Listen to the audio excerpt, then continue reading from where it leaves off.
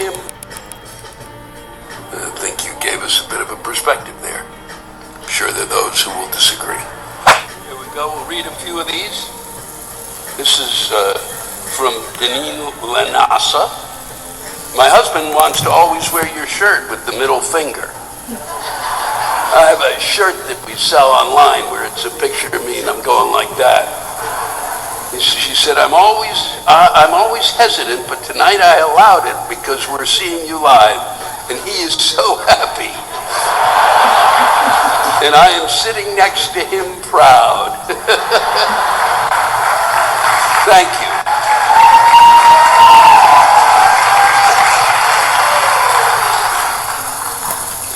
This is from Sunshine.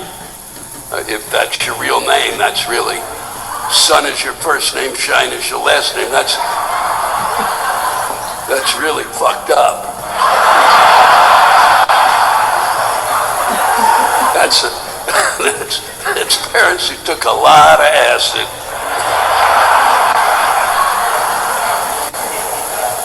She said, customers come into the bank and expect to be helped immediately.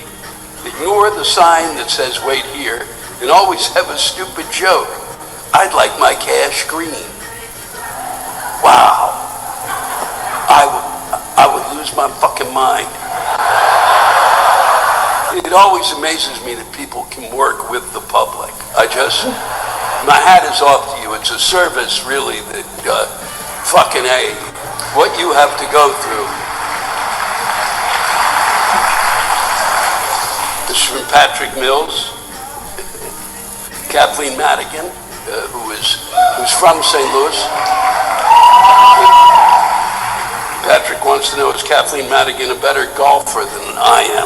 And yeah, I mean, really, I'm not. She's really good. And she gave a shit about putting. Fuck. She doesn't even give a shit.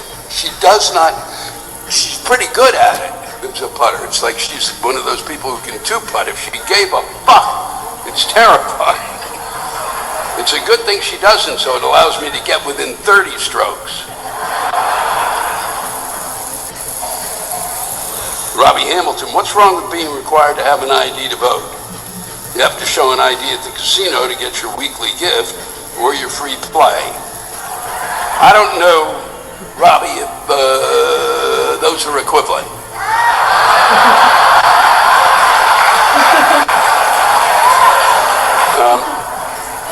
I understand why people think there should be an ID to vote. It has never been a problem in New York City, and we have a gazillion people, okay?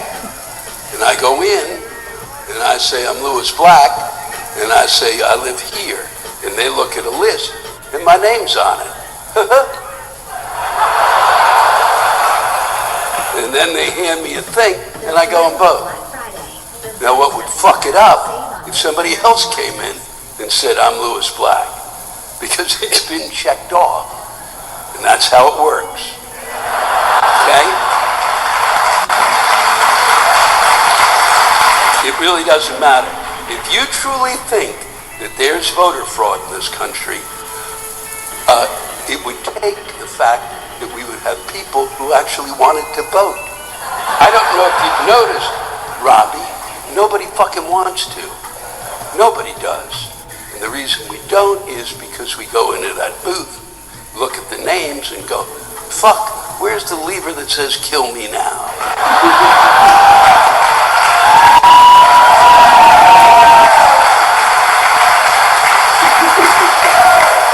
I get livid when it's discussed in this way. I get livid about the fact that somehow people are going to cheat. There may be some. There may be, but every fucking time that they have researched it with a bunch of people who I wouldn't even want that fucking job, who go through all this shit, who go through everything, okay? And what do they say? Nobody. Maybe they're 5, maybe there's 10, having no effect on an election. And that's what we worry about. We got bigger shit to worry about than...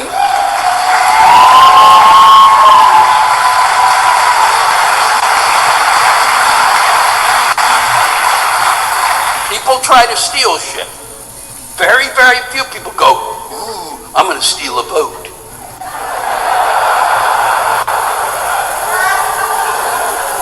But thank you, Robbie. No, I do. I appreciate it. But I don't quite understand. I don't.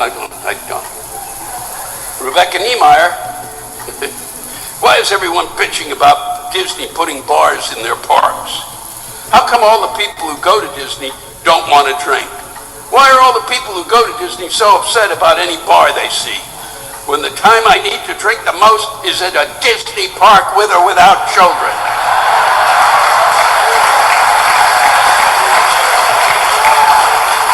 I know Kathleen Madigan would agree.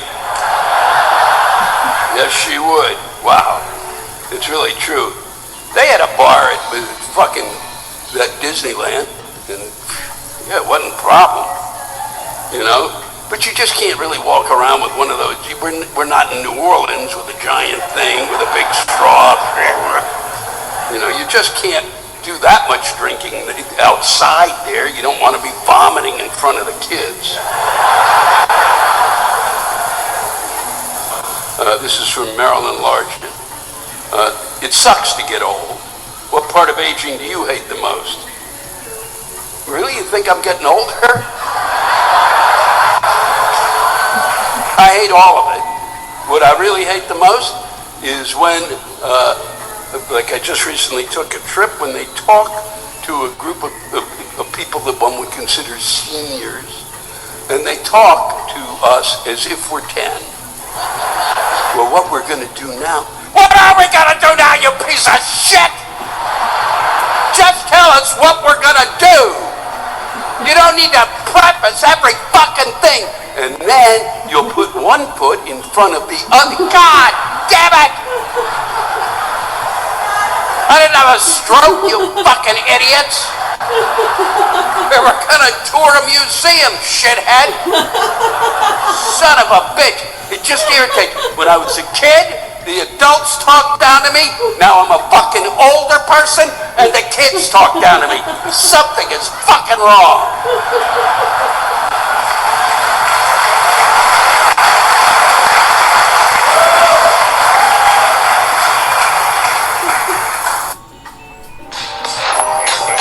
Getting a degree at ASU is a journey that will take you anywhere. Meet a world-renowned, award-winning faculty. Push over. No. Oh, the West Black. And we'll end with this, Max. Post This this is from morning. Max Minton. We're Minton. And before I finish with this, I just want to thank you all for coming out again and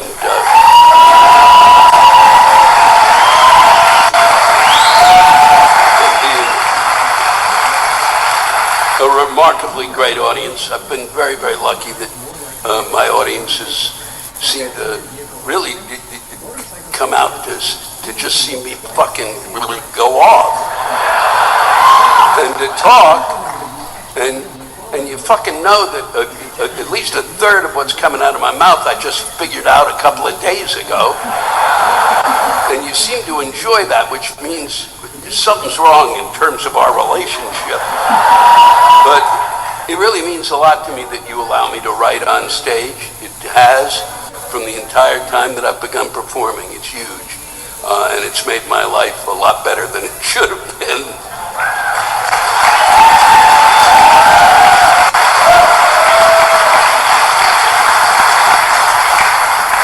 So, and everybody win big tonight.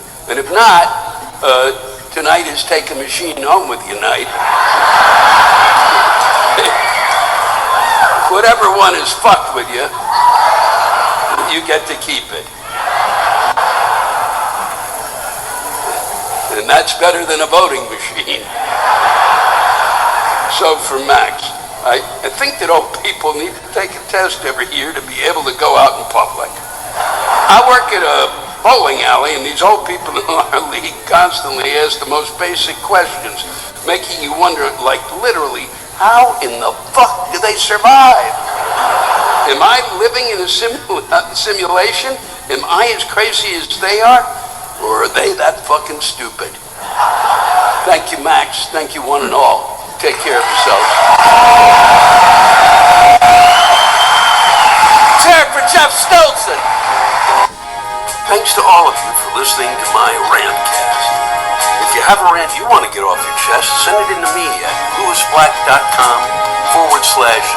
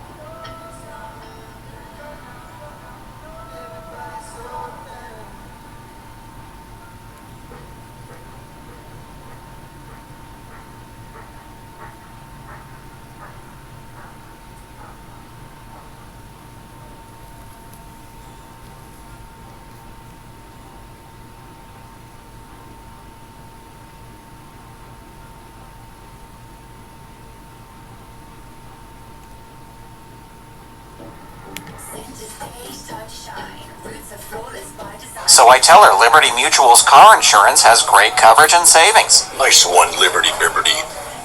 Yikes.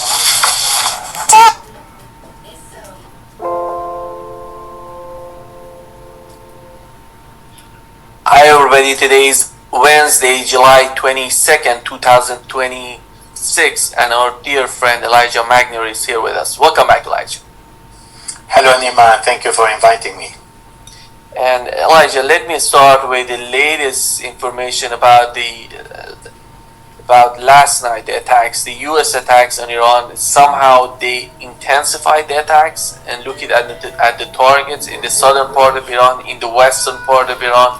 You see the name of cities, even going to Tabriz, in Mahshahr is in the southern again, close to the Khuzestan, in the Bandar Abbas is getting hit every time that the United States attacks Iran. Sirik, Chabahar, again in the southern part of Iran, they use HIMARS to attack Behbahan, which is part of the state of Khuzestan, at close to the Iraqi border. They use HIMARS there, and the air defense systems were reportedly activated last night in Tehran, but there were no air attacks on Tehran. No attacks was reported, no hitting or somehow explosions was reported. It was all about the Iranian air defense system trying to do something. We don't know what was that, but there were no impacts in Tehran. And this is the Iranian response. It was on Kuwait, Jordan. Yeah, and Aqaba. Yeah, exactly. What's going on, Elijah? And do you see any sort of pattern in the way that the United States is attacking Iran? And what would that be if there is some? So yes, indeed, we've seen for the 11th night, the Americans are expanding the areas of attack over Iran and concentrating mainly on the coast in the first place to reduce, in their perspective, the possibility of Iran to control the navigation and create less capability of control. What the Americans are unaware of is that Iran maintain a classical army, but also another parallel army, that is the IRGC, using non-conventional method. And I explain. For example, we know that all the army, they have radars deployed along the coast, they have inland radars for other objectives, etc. Once these radars are neutralized, like the Iranians are doing with the American radars, then it is difficult to replace them immediately unless they have other spare part or other radars to put in place, and for that these kind of radars are very expensive. In the case of Iran, and we're talking about the IRGC in particular, I've seen this kind of non-conventional way in my own eyes with the state and non-state actors. So it's enough with a car, four-wheel drive, with a normal radar that is used on boats or civilian radars even, that is many luxurious boat or even normal boat have, depending on the sophistication of the radar. And then it is on a car, and this car has the possibility to have two person, one driving and another one giving the coordinate to the central, where the central is the one hitting these targets. What's that that? is not situated on the Concerning coast. the others, yeah. When you see those kind of people teaching their children to not venture into or do the things that they're promoting in our public school systems and making a lot of money off of, and they're using those audiences while everyone's worried about their little view parties and name calling. It's just a distraction so they don't have to look at the truth.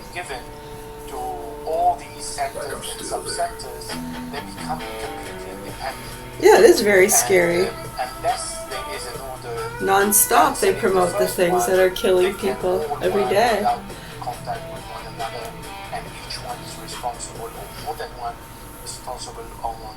Right, so how can we get that education out into the public systems? Drug driving prevention. The prevention, is showing them the accidents, telling them that every 39 minutes people are killed in a drunk driving accident, drunk driving related accidents. Sometimes innocent people didn't have anything to do with it.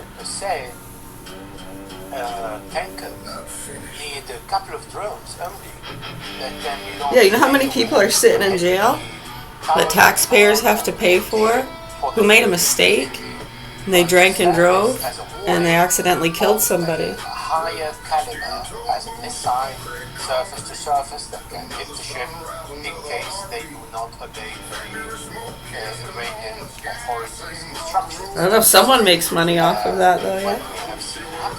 More people to house and feed, medicate before we put them back out into the public. We need to make sure they're stable and medicated. If we have alcohol and AA programs that are required too. Yeah, they call it, what is it, the DEEP program they call it here.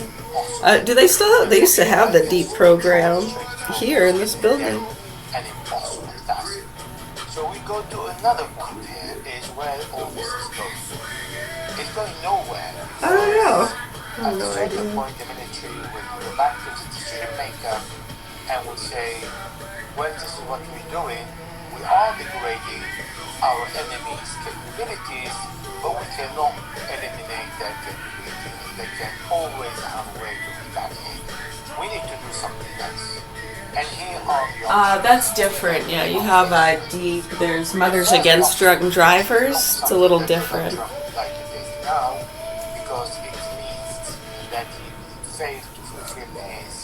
promise to control the street performers, even if you would end up failing. But Yeah, I mean, a lot of times those groups do collaborate because when you have Mothers Against Drunk Drivers, which is people really against drunk drivers, I think it was just because of the original startup. It was called Mothers Against Drunk Drivers and then he went down because their child was killed by a drunk driver. zero enrichment, and then he Right, so 0.67 yeah, when you see the DEEP program, sometimes and then he went a Mother Against Drunk Drivers is in that class, to a third party, like pretending to be another student. down because of the rate of rejection of every offer. Sometimes the moderators, I mean, most people are against drunk drivers. Do you have to have a badge or be part of some organization? No, you don't. So yeah, believe me when I say there are people who sit in on those things who hack into, sometimes they'll hack into it if they have to, and get the lists of people that have gotten drinking and driving infractions, and they will personally keep an eye on those people. And here's the dilemma. Oh yeah, and if they see them leave somewhere and they think they've been drinking or know that they have been, Iranian frozen assets. yeah, it doesn't take long. You'll be pulled over for something. Right, so then people want to play the, you have no right to pull me over, don't want to give your information, because they know that's what we're doing. For Iran to ask Is that entrapment? can live with You have a problem with that? Every 39 minutes someone dies in a drinking and driving related accident. I don't have a problem with that. now is to compensate. How It's been done for decades. has a way to Seems like the only people who have a problem with that are those increase for who are doing things they shouldn't. PKC amount that Or they get caught and pulled over known as under suspicion. That this is a deeply buried tunnel complex approximately 2 kilometers south of the Natanz nuclear complex that the Americans bombed and the Israelis. So Yeah, well, that's why we say, you know what? They should, and I believe they can. They shouldn't have to have a reason. They should be able to just pull anybody over at any time, just do random stops. You know how they used to have roadblocks for places, like concerts and stuff, if they knew a lot of people would be leaving who might be drinking and driving? They would have roadblocks set up, stopping every car, making sure that they had a designated driver and the person driving wasn't drunk. I mean, some people might get a car of people no one was drinking. Not everybody drinks, right? Oh, it's interesting too. Some band people and members, I remember in therapy in different classes, some of them talking about the mental torment kind of and like the war within when a lot of their concerts, like for some reason it seems a lot of their audience members smoke pot or drink or seem to be into beating each other up in mosh pits or something, and like, well, dude, I'm not into that. Oh, what happened? I'm not okay with all of this. You know, my girlfriend was actually killed in a drinking and driving accident. I do not think this is okay, you know, and everyone's there to have a good time and drink and right, and I mean sometimes through someone's career they might have started out being someone who drank or did other drugs or whatever, and we're promoting it, and then all of a sudden, you know, something happens in their life and they take a different path, but their audience is still depending on them to be the goat. I don't want to do the goat anymore. Sing Red Hooded Sweatshirt. Dip, dip, dip.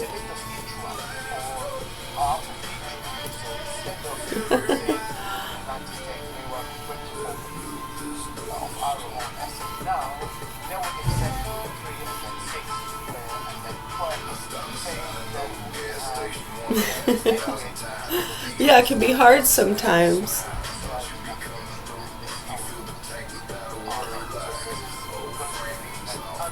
Right, to have your audience kind of grow with you.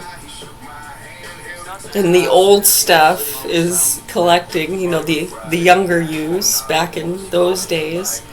Right, so you got your old stuff getting new audiences from back in the younger days, but you want the audience to grow with you, right? You don't want to lose too much of your identity. You got to be careful.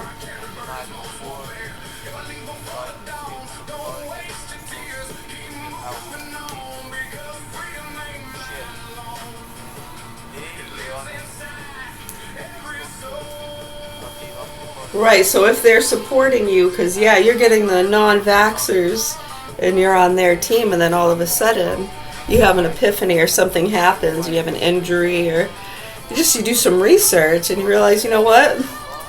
I don't support that anymore. You're going to lose a huge bit of your audience, aren't you?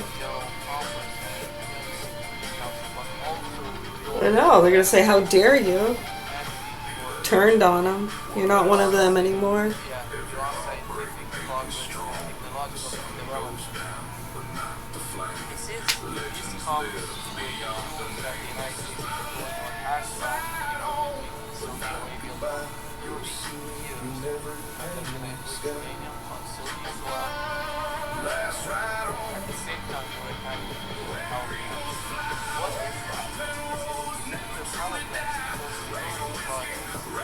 Yeah. Yeah, it's interesting. You get a lot of that kind of contemplation and reflection in class with different things. Like with AA, you hear in all these individual stories when you have to take a new path, whether because you chose to or you had an accident or you got caught and you're being forced to do those kind of things.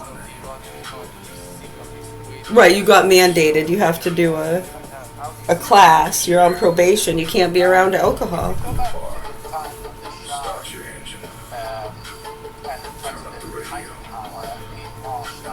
Right, so you might have to change who you're hanging out with, right? Especially if they're heavy drinkers.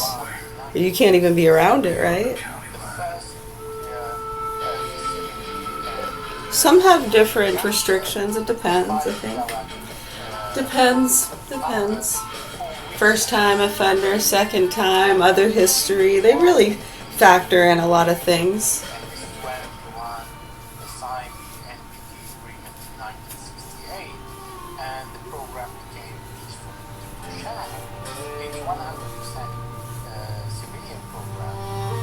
Some people hear church bells. Some hear wedding bells. Yeah. I hear tires on blacktop. That's the only calling I've ever known. Oh yeah, we heard all that kind of stuff. Yeah, you're not one of them anymore. Yeah, I know. It's sad.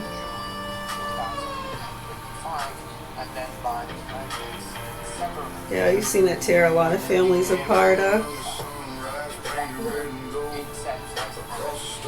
Oh, another reality show, huh? Especially with today's watching and viewing capability. This become another business, watching that shit, huh?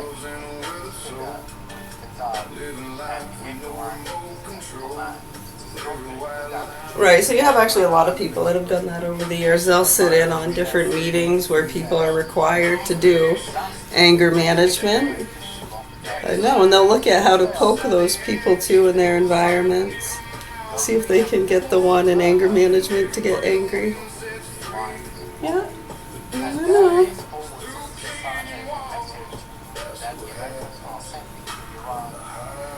Right, and then you have ones that watch out to try to protect people from that kind of targeting. Right?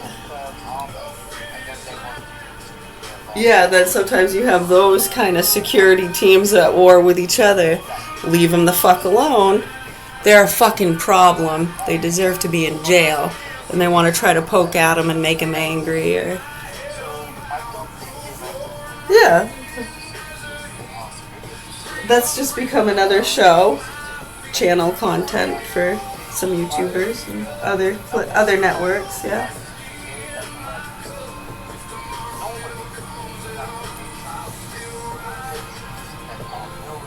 Yeah, just talking about these things, educating about it, will help with treatment and prevention. Yeah, if you pretend like you don't see them with their hand in the cookie jar, they'll just keep taking cookies.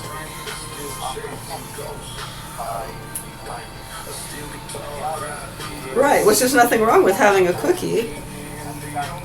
Do you want them to overdose? Huh? Do you want them to take too much so there's not enough for the others? Do they deserve it? Quick, kids, grab all the cookies you can before those heathens get to it. I don't know, do we teach them? Hey. And they'll probably appreciate it because they don't know any better, right? And then they're going to get a tummy ache. Why didn't you tell me?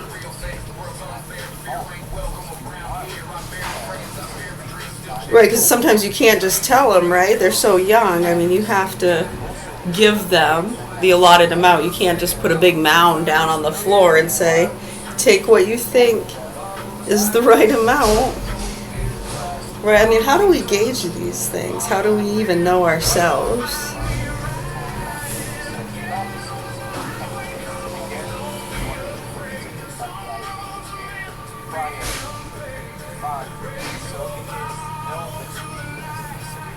Okay, no, don't eat those cookies. Unmarked package, you don't know where that came from. It could be expired. We'll go to the store. We'll get some nice, fresh, handmade cookies from the bakery.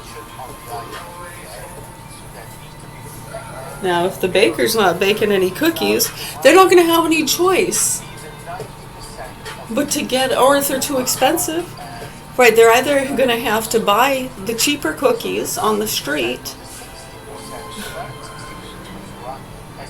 and then maybe even help sell the cheap cookies to other people at it, right? It's way cheaper than what they're selling you in the stores.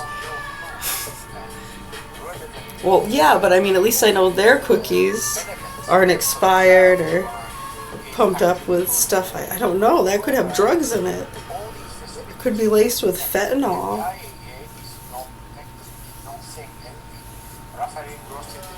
Or poison or something.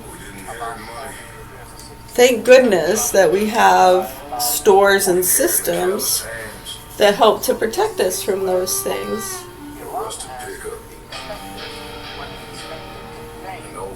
I know, it's pretty amazing when you think about it. It's a lot, right? It's a lot to keep track of. Right,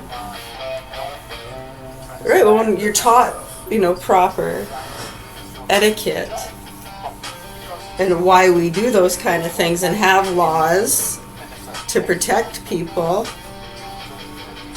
Right, and everyone should be able to get a cookie from the bakery, right? Right, why is it all those kids are getting all these cookies? They're not getting any cookies. In fact, they're getting told that they don't deserve any cookies. And they better not talk back or whine about it or they're going to get smacked. I'll give you something to cry about.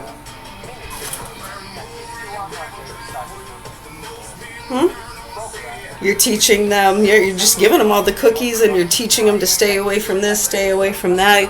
I mean, they don't even have a choice. They wouldn't be able to venture into those lands, areas, and environments if they wanted to because you're in your bubbles and you're going to your little classes and your sporting events and your theater. You have everything you need. What else do you need in life, really?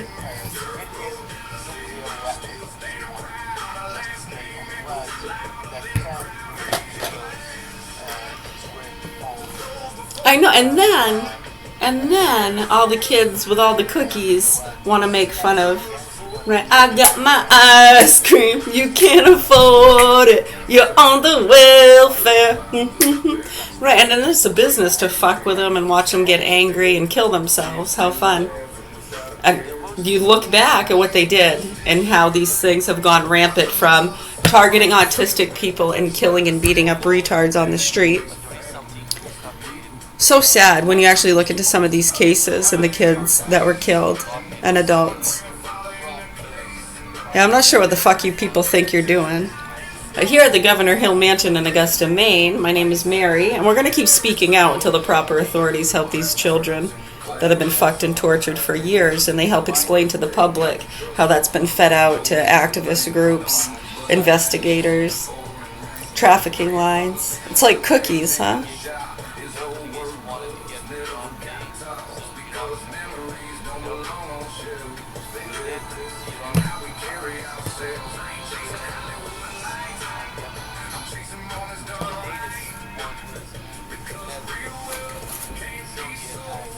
I don't know, how can we get the proper education into the school systems and get them to stop promoting drugs to the children? so they don't hear voices. You want to be compliant.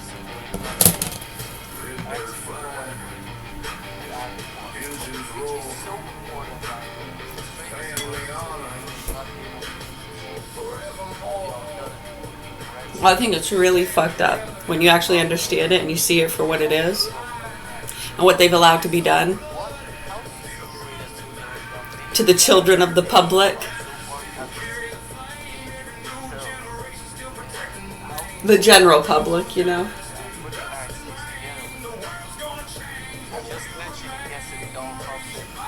I know, they're making a killing. It's their business. It's literally become their business for a whole generation in that bubble, is to fuck with your kids. Especially the drugged up ones, huh? Right, and then the forces that try to help, you know, prevent that sometimes get targeted too. I know, that's why you almost want to just kill yourself to eliminate them being able to profit or be destroyed. Right, Mr. Jones? I'd get real if I were you. Mr. Rogan, Mr. Jones, all y'all know what the fuck's going on. And you were told, yeah, remember 2018? When John Anthony West came on your show? Good times, huh? Well, they didn't want to listen. They want to act like these concerns, it's MK Ultra. When the real fucking punks that are fucking and torturing these little kids and feeding these activist lines that they're directly connected to, right? Who killed Kennedy? Who's fucking the kids? It's the same fucking drug lines, trafficking drugs. They've all bragged about the history of their drug use, so are we lying? How'd they get them? They must have just came out of thin air, right? No, they pay big bucks for them too. So when we have these situations, and it's directly connected to a lot of their lines and operations and groupies and businesses of people getting the Karens and the non-vaxxers and the bullies and the dog kickers, and they want to ignore it when you try to say, hey, you want to stop worrying about your drugs and dogs and help these innocent children? You know, we don't need your money. We don't need your money. Just awareness. That's it. Awareness. So we can properly allocate funds to the public systems and stop promoting dangerous treatment and medication. I think that's the goal for a lot of people, and has been for many years. Come on, fight! Fight! Fight! Stand up for what you believe in.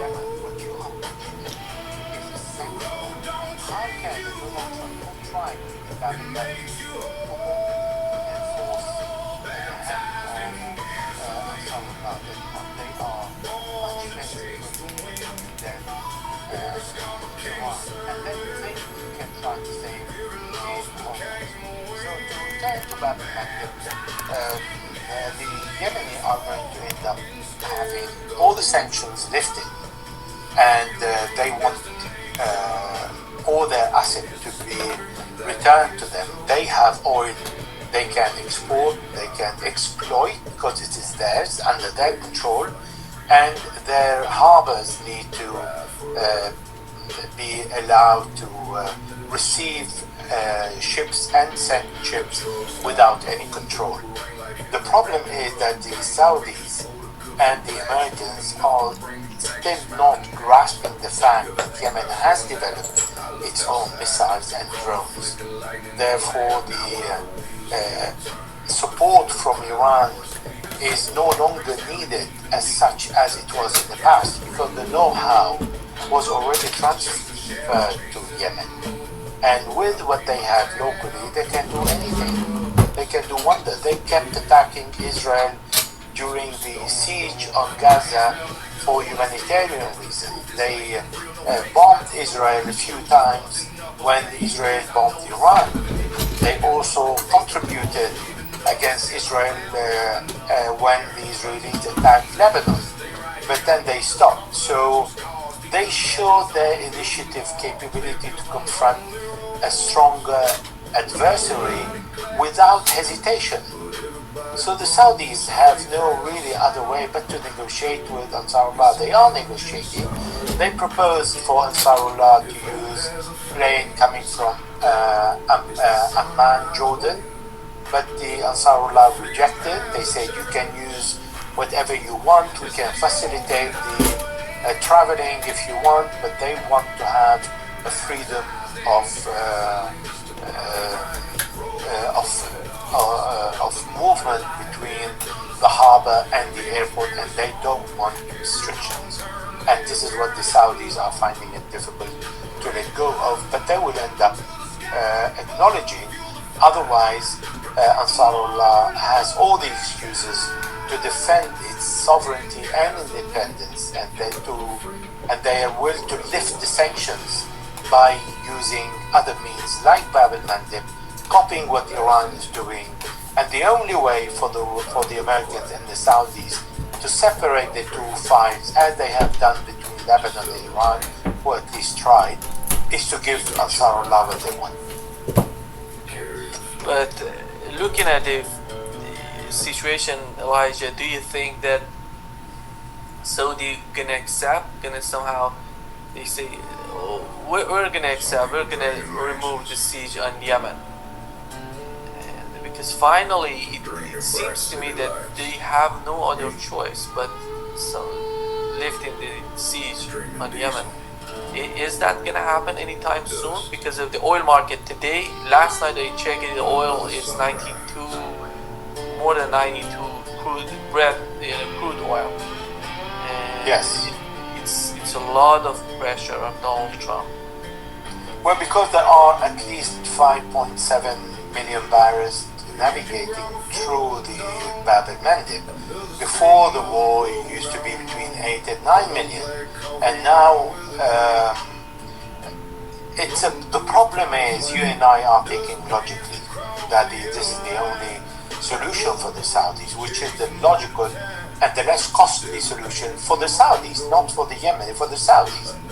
However, Saudi Arabia proved throughout the decades that they don't think really strategically, but in a tribal thinking, which is more personal, more pride, more just are we going to be declared losers in front of Yemen? How that is going to affect our reputation among Gulf countries. They've tried their best for 7 years to defeat Yemen and they failed. But not only them, Jamal Abdel Nasser before them, Egyptian president, and he also failed. Donald Trump tried and he failed. That's a golden opportunity for them to say, well, if the Americans fail, then we better off having a deal with the Yemeni. So far they are resisting. I don't know for how long they're going to do that, or they're going to be clever enough to separate, but to the advantage of Iran, it's better if the Saudis keep stubborn as they are, not really giving Ansarullah what they want. I would say, what are the options with them? Are they gonna fight? Are they gonna attack Yemen? Because if that happens, we know the capabilities of Yemen, hitting Aramco, hitting the pipeline, which would be devastating for Saudi Arabia and their economy. And the other point is, how does Washington feel about what's going on? Is there something between Washington and Saudi Arabia? And what is the perception? How do they see the conflict? Do they want Saudi Arabia to resist, somehow continue with the siege? Or they maybe at some point, because of the pressure they're feeling out of the Strait of Hormuz, and right now the Red Sea that is somehow increasing that pressure, they may come to some sort of conclusion. Let's do something about it practically. Because there is a starvation in the market of oil, and there are more than 1 trillion barrels of oil lacking in the market. This is where the Saudis couldn't care less about the price increase, because that would increase the price of oil and the customer will pay ultimately the cost of these extra 4 to 6 weeks that the ships need to navigate additionally through the Suez Canal and go around Gibraltar and Africa. That's one. Two, the Americans don't want to be involved. They did not set any objectives in the Bab el-Mandeb, and they keep away and keep a long distance from it because they don't want to fail, because they know they're not going to succeed. And three, the Americans do not benefit a lot from the Strait of Hormuz and Bab el-Mandeb. However, where it is the American problem is the cost of oil.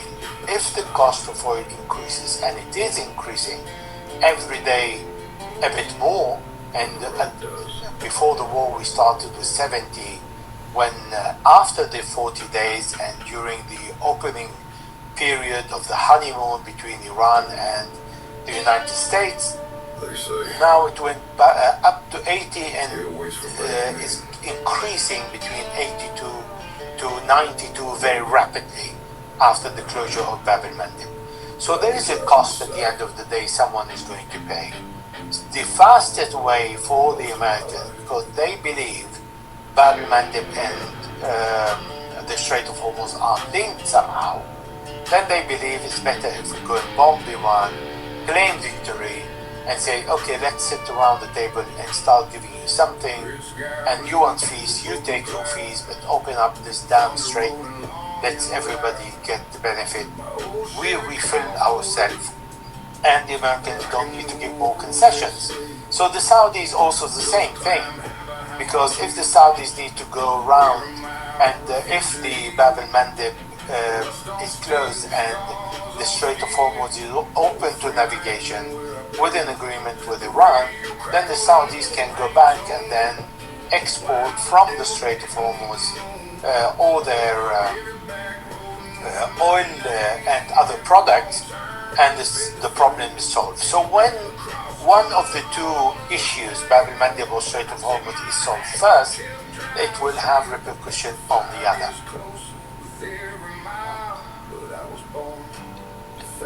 The United States is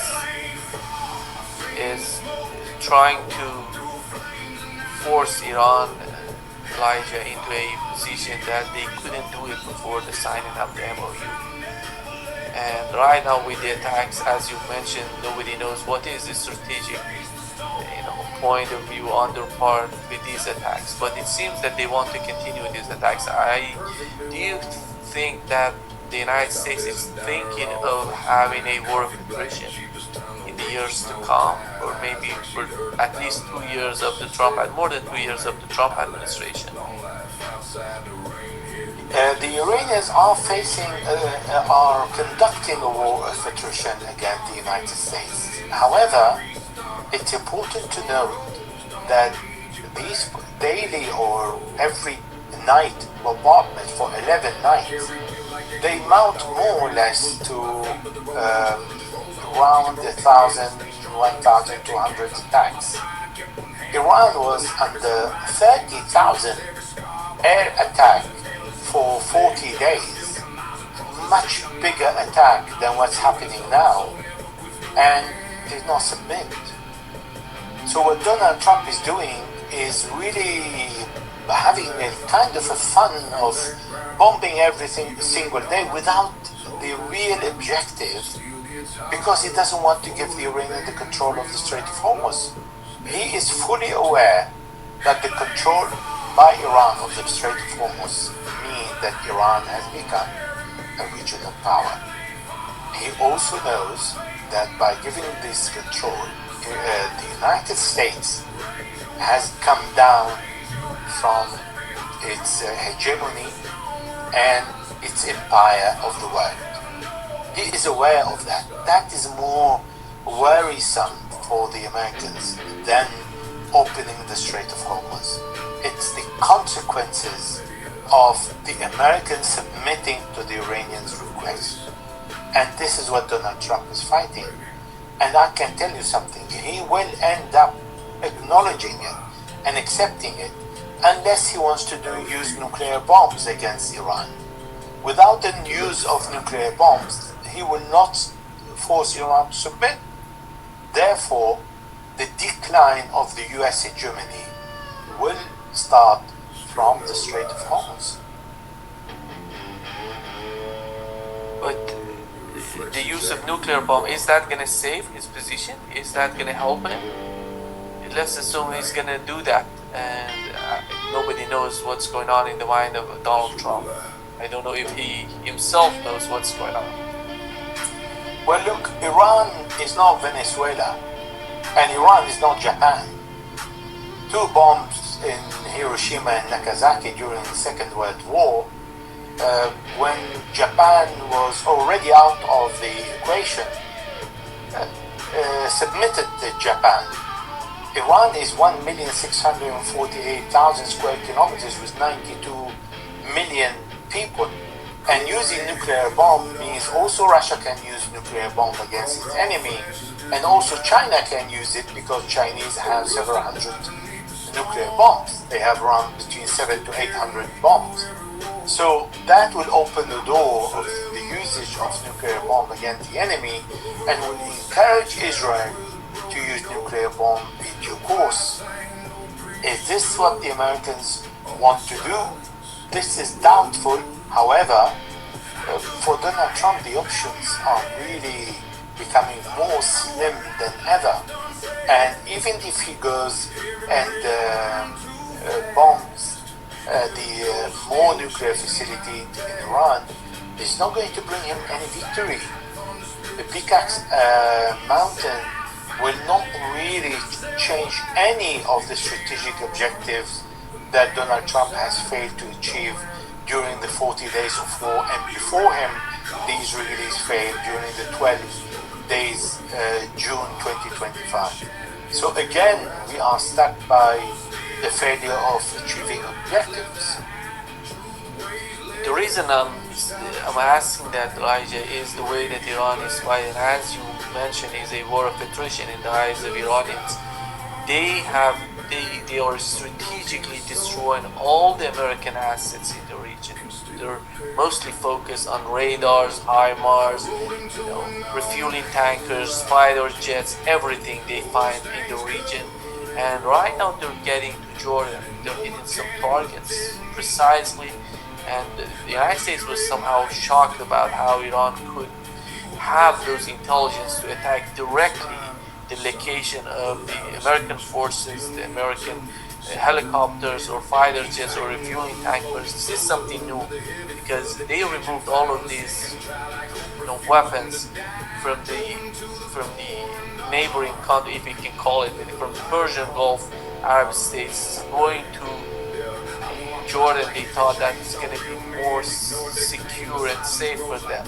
But right now you see Iran is getting intelligence, as they have mentioned, IRGC mentioned, they're getting intelligence from the Jordanian people, the armed forces of Jordan. Then Donald Trump yesterday confirmed that something is going on that front, and Jordanians are providing intelligence to Iran, and then Iran is able to use their advanced missiles to hit the targets. This is the problem. What will be the next step for Donald Trump? As time goes by, Iran is increasing the targets in the region, and the United States has a decision to make. Are they going to go to Israel? Are they going to go to some other places? How do you see that as time goes by? And they want to continue this war, it seems. I don't think the Americans will ask the Israelis to jump in and join the battle, because the Americans believe they are enough for this battle. And it's much better for the Israelis to keep away, because first, the Americans are not very happy with Israel. All the information provided by the Israelis, to Donald Trump, were false. Iran did not fall in 3 days, and Iran is still fighting, and people are not really eager to get rid of the ruling system in Iran. So for that, Donald Trump feels he's caught in a war that is not his, and he doesn't find a way out. So the Israeli option is off the table at the moment. Again, Donald Trump needs a way out, and Iran is certainly not making it easy on him to help him to come out. of this trap that he put himself in. Now, the destruction in Iran is not to be underestimated.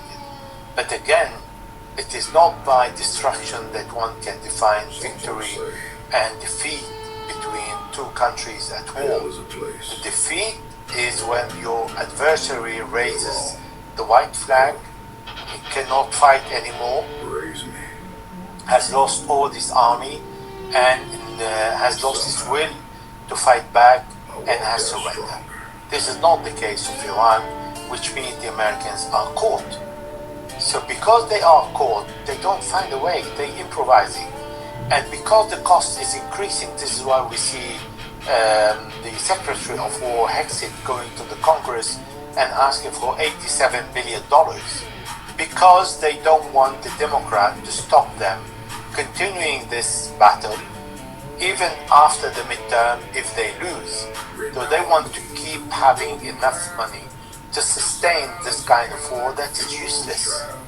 So nobody is telling them you have to stop, but nobody among the friends, not the enemy, the friends of Iran, of America, who's telling Donald Trump you have to stop, because he can't admit defeat.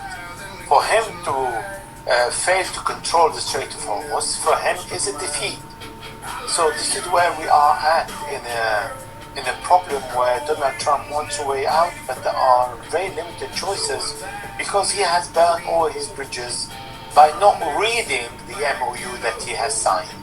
And he did not pay attention to what can be done in the Strait of Hormuz if we want to consider that he signed in good faith, which I doubt. There was a meeting between the Lebanese President Joseph Aoun and Donald Trump yesterday. And how do you see the Lebanon, in the case of Lebanon? Israel, we've received some reports that Israel is building a military base in the southern part of Lebanon. On the other hand, you see Donald Trump is talking with the Lebanese government. He said that we have to do something about it, but what does that mean when it comes to disarmament of Hezbollah? It seems to me that the United States is pursuing the same policy as Israel was pursuing in Gaza, disarmament, which didn't happen in Gaza and would never happen when you understand the reality of Hezbollah in Lebanon. The Lebanese president at the White House yesterday knew how to stroke Donald Trump's ego by telling him this is an honor to be such a great president. And that was enough for Donald Trump to feel on top of the world. This is his narcissistic reaction. He was very happy and he said, now you can ask anything. Unfortunately, in politics, you can ask anything, but you don't get anything. So yes, the Lebanese president can ask for anything, but he will get nothing. The only thing that he got is the announcement of the United States to open up direct flight between Lebanon and the United States of America, which is still need to be put in place, because then they will speak about the airport in a dangerous location. I'm talking about the American narrative, and from the security point of view, will they recommend for the Americans to return to travel to Lebanon? It is not by stroking his ego that he's going to open up, and for the American security services to accept that their nationals start traveling to Lebanon. So the outcome is very obvious today. An Israeli drone bombed a civilian target in Nabatea, as just still violating Lebanese sovereignty when the Lebanese president, is still in the United States. His meeting with Donald Trump is very fresh, less than 24 hours, and Israel reacted. Look, there is something very clear here.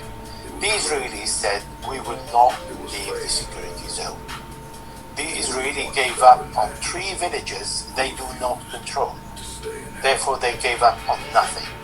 What they are saying that they gave up on the limit of one village, the Zautar al-Gharbiyya, which is the western Zautar, for a simple reason.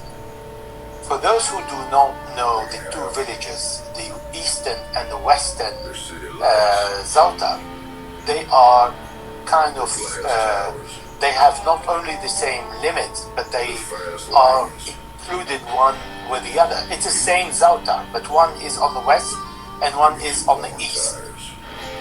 The west side was not occupied by the Israelis because the Israelis tried and failed.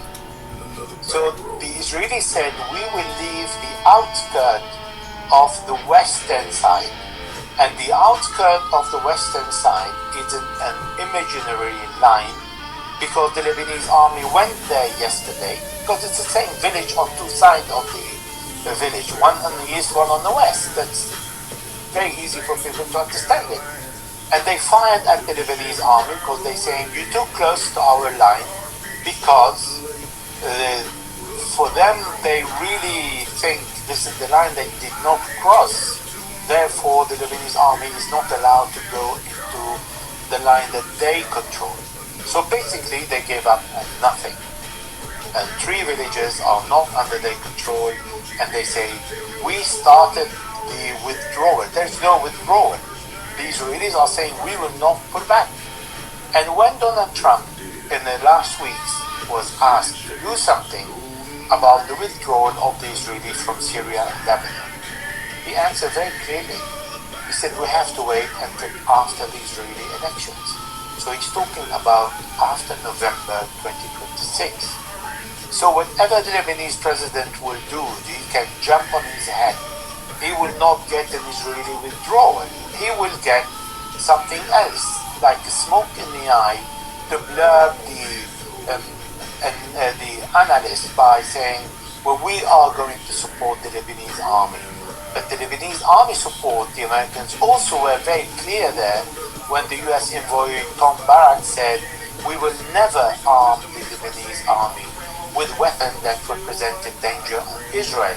We arm them to fight Hezbollah. So they want the Lebanese army to be engaged in a civil war, but not against the enemy, and they don't want the enemy to pull out of Lebanon, and they don't want to empower the Lebanese army to force the Israelis to leave Lebanon. So today the Prime Minister of Lebanon visited the south of Lebanon, and in particular the non-occupied Israeli villages that Israel said will give to the Lebanese, the non-occupied again. And again, this is the same Prime Minister who ordered the Lebanese army to pull out from all the villages when Israel decided to start walking in the south of Lebanon. And he is exactly the same one who went to the south of Lebanon a few months ago and said to the Lebanese, don't count on me to free your occupied territory, which means that there is no way for the Lebanese government or army to be able to liberate the Lebanese territory, and this is why there is a difference between the Lebanese president and those who oppose the disarmament of the Lebanese resistance, because they are saying, learn from what the Americans are saying. The Americans support Israel. Israel will not leave and will not abandon the Lebanese territory that cannot be freed by the Lebanese army. As simple as that. Elijah, the other point of the attacks, Iranian attacks, are at the borders between Iran and Iraqi Kurdistan, which Iran kept attacking them. And looking at the attacks in the last 2 or 3 days, you see how they're attacking everything. The mountain is on fire. You see they're hitting a lot of ammunition depots in that area. Al-Harir airbase, US airbase, was attacked multiple times by Iranians. And do you think that the feeling in Iran is somehow that if the United States tries to do some sort of incursion in Iran, it would be from that part? Yes, it's good you mentioned this because it's important for those who always repeat the same narrative that Iran is in control of Iraq. In fact, the United States, President Trump said it overtly, that he is arming the Kurds to walk into Iran and attack the Iranian security forces. And these Kurds are Kurds based in Iraq, Kurdistan, that the president or the leader of the Kurdistan province, Masoud Barzani, said that in 2014, Brigadier General Qasem Soleimani of Iran is the one who sent the first 4 planes full of weapons to the Kurds to stop the advance of ISIS, and he was grateful for that. So these same Kurds, Iraqi, under the, in theory, the orders of the central government in Baghdad, that people say it is sold to Iran, that they are the one who host all the anti-Iran Kurds that cross into Iran, and they have done that in the last week and killed several Iranian security forces trying to cross the borders to create riots and havoc in Iran. So yes, Iran bombed Kurdistan, bombed these regions, bombed the locations of the Kurdistan militia that operate. We're talking about Kurdistan Iraq, because there is a Kurdistan Iran and Kurdistan Iraq. They are on the same borders. So the Iranians are bombing Kurdistan Iraq, the area where the Kurds are trained by the CIA and the Mossad. They are armed by Donald Trump. However, there are contacts on a regular basis between the Iranians and Turkey and Baghdad to make sure that they have to put the leash on these Kurds, even if Turkey doesn't have a lot of influence, but has enough influence on Masoud Barzani, the leader of the of Erbil, let's say. It's a Kurdistan Iraq, but the leader of Erbil, because you have Erbil and Soleimani. And the Iranians are in contact with Barzani and Talibani, who is the son of the leader who took over in Soleimani in Kurdistan, and they both have different politics, but they are united as Kurds ethnicity to make sure that they are keeping under the control the Kurds that are hostile to Iran. And Turkey spoke to the Americans saying we can't allow that because that would jeopardize the 2.5 million Kurds that are in Turkey who wants to be separated and have their own state. And that goes in harmony also with the Kurds in Syria that always claim to reach a dream of Rojava. And we're talking about the nation, the Kurdish nation that is united between the Kurds in Syria, the Kurds in Iraq, the Kurds in Turkey, and the Kurds in Iran. And this is not something that this country are ready to give the Kurds a nation now and lose a part of their countries for this nation. And Masoud Barzani tried in 2006 to call for a referendum that was supported by the Kurds in this country, but Baghdad threatened him to march on Erbil, and this is when he pulled out and gave up on the idea. So Donald Trump tried, the CIA are there, the Mossad are there operating, but they don't really see Iran enough to push their people into Iran and start taking a part of Iran, which is the Kurdistan Iran. Thank you so much, Elijah, for being with us today. Great pleasure, as always. It's my pleasure. Thank you for inviting me, Nima. I was born under a bad moon. But every sunrise after that was my decision. And every road I've ridden proved one thing. Your beginning is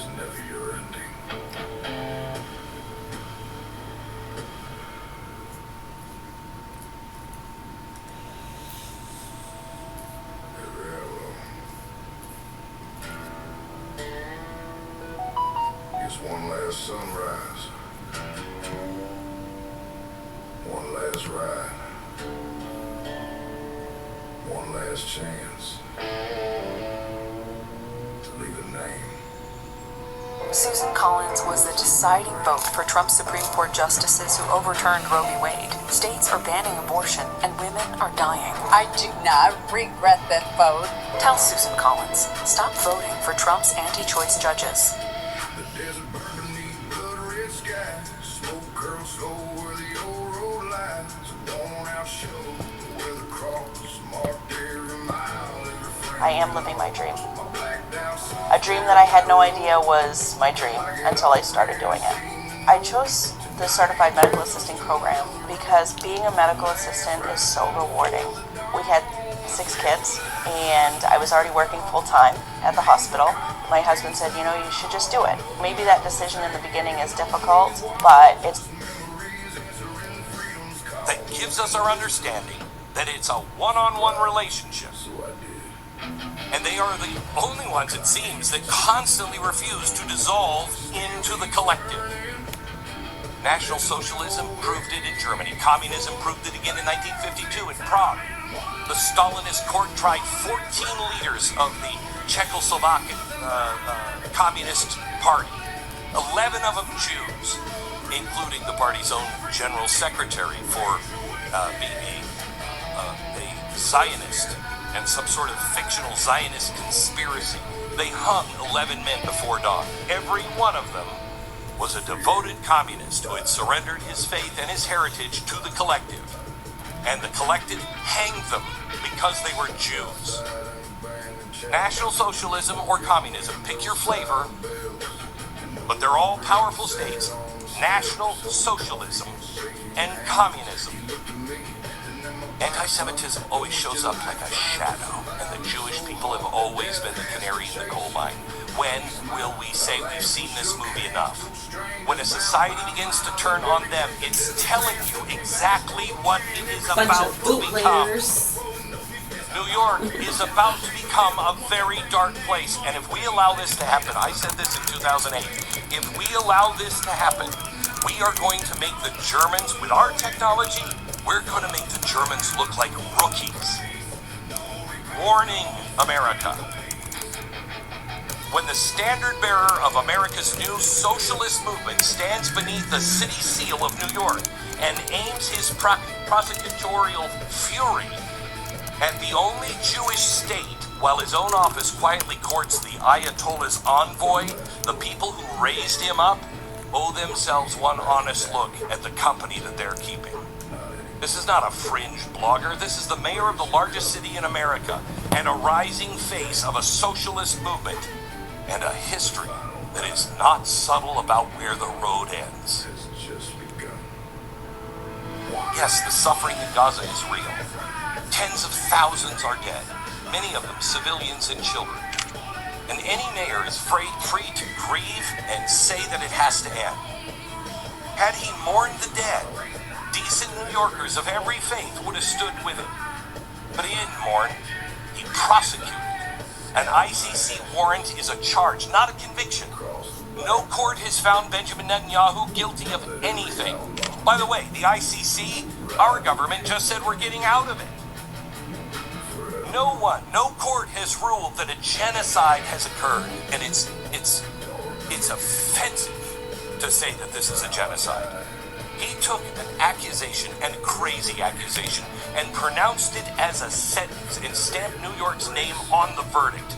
And the body count he read into the camera come from Hamas, A destination. which doesn't seem to sort toddler and terrorist. And in the whole of that indictment, one date never appears. Notice he never said 2 words. October 7th, not one. 1,200 people brutally slaughtered. Not the 250 dragged into tunnels. He didn't mention them. Not a word about Hamas. He assembled a bill of particulars and deleted the first crime in the file. And it's a habit. Even on the anniversary of the massacre, he gave its victims a single sentence before pivoting to paragraphs against the country they attacked. A prosecutor who buries the first crime and takes his evidence from the criminals is not chasing justice. He's selling you a story. Which leaves the one question this mayor is actually paid to answer. This September, Benjamin Netanyahu is expected in the city for the United Nations. The man responsible for the safety of those streets has just announced from behind the seal of New York City to every furious crowd in New York that a visiting head of state is a war criminal and unwelcome here. He has built a tinderbox in his own city and walked the block handing out matches. Let me tell you something, what happens in those streets in New York, it's not going to be pretty this fall.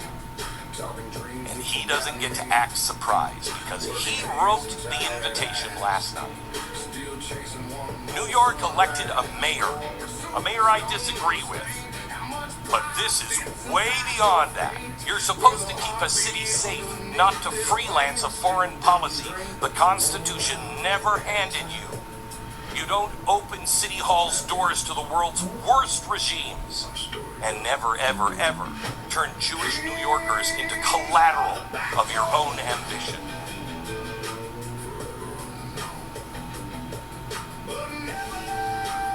Have you not seen this movie? Have you not seen this pattern before? By the way, I know we've all seen the movie because we wrote a very important phrase down the last time this thing ran. Never again. How do you think that happens? I don't know how that happens. How do the Germans do it? Exactly this way. The only unforgivable thing here would be to pretend now that we don't know our own history. I count the storms. God will not hold us blameless. I survived. We know. We've seen the videos of what happened on October 7th. You know what Hamas is. You know what Hezbollah is. If you are standing with them today, God will not hold you blameless. That doesn't mean you have to agree with Benjamin Netanyahu or even like him. It doesn't mean you have to agree with the way he's fighting the war. This is not about that. This is about the oldest trope of all of humankind. I cannot think of anything that has lasted longer than the unreasonable hatred of the Jewish people. And I, for one, will never, ever, ever sit down. I will never, ever, ever be silent.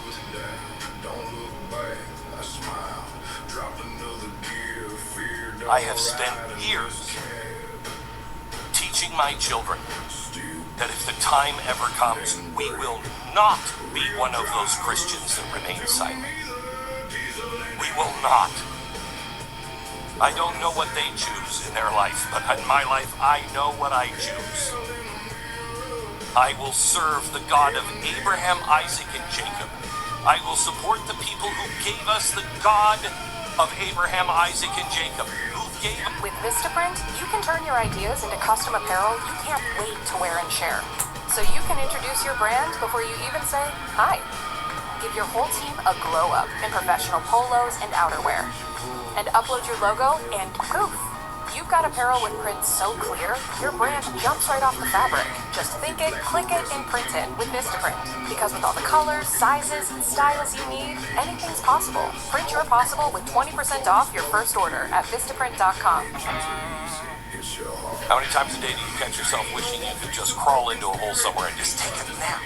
Just take a nap. I'm guessing it's more than you'd like to admit. That mid-afternoon wall hits, your eyes start getting heavy, you read the same sentence 3 times before it finally sinks in, and suddenly a power nap sounds like the greatest luxury on earth. The problem is, we're not in kindergarten anymore, we can't bring out our rugs and our little box of milk and take a little bit of sleep. You never get the kind of sleep that our bodies are supposed to have every night. And That's why the people at Relief Factor created Z Factor. It's designed to help you fall asleep naturally, stay asleep through the night, wake up feeling like you're actually rested instead of just survived. When you start your day out well rested, you suddenly stop spending your day daydreaming about the chance to close your eyes. Give Z Factor a try right now. You can save 46% on your first order, $19.95 for a 30-day supply. Call 1-800-4RELIEF. 1-800 the number 4RELIEF. Or visit ReliefFactor.com. Better sleep, better days with Z Factor from Relief Factor. And say it sticks around.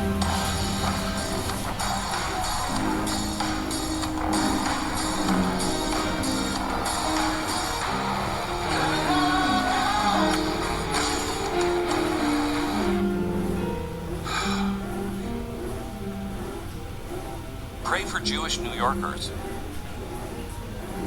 I can't imagine what they're feeling. Pray for the city not to burn down to the ground. You know, I gotta tell you, I'm you know what? I was been thinking about some stuff, and I was saving it for another day. I think I'm gonna do it. I think I'm gonna do it today. Huh?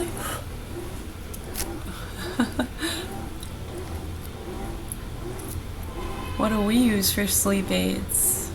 Nothing like that. I don't know what's in it. I mean, it might be something we might take for relaxation or calming.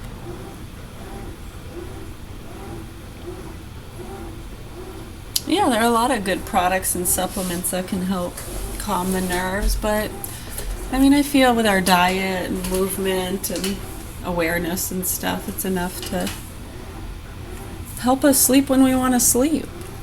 We don't really need an aid.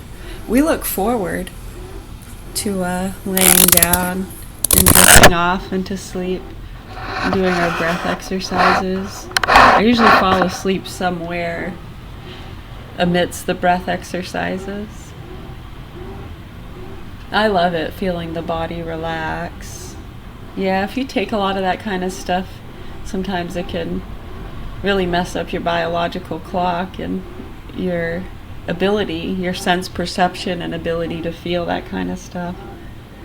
And I like feeling what's going on in myself, drifting off into sleep. I love it. I look forward to it. It's like a drug.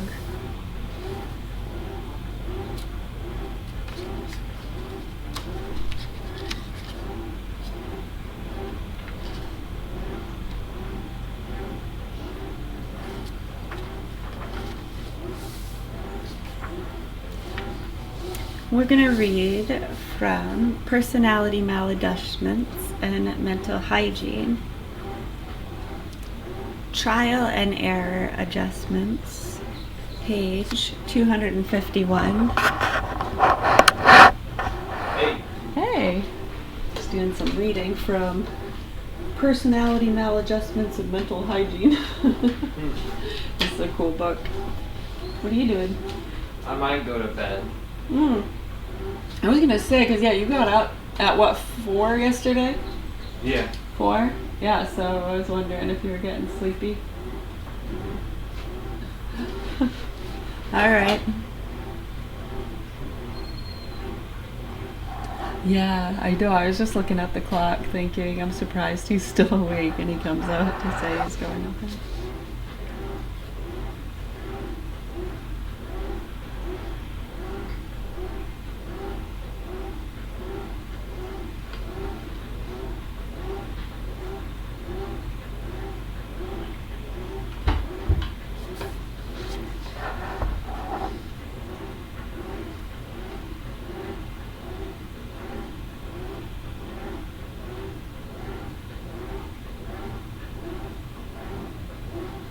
Yeah.